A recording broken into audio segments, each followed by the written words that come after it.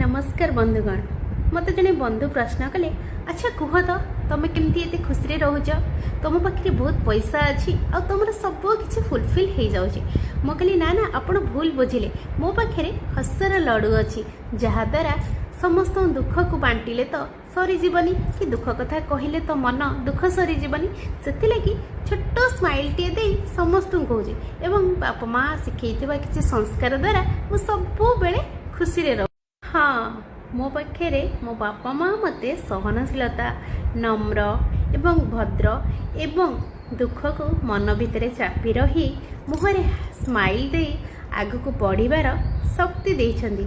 सेथिपई मु तो सब बड़े खुशी रहे और जिते दुख आसिले भी कहीं दुख को तो बांटिले सरी जाएनी ना, मन भितर चापी रखी गोटे छोट समस्त स्माइल टे दे आग को बढ़ी जाए तो से दुख सुखरे भी परिणत।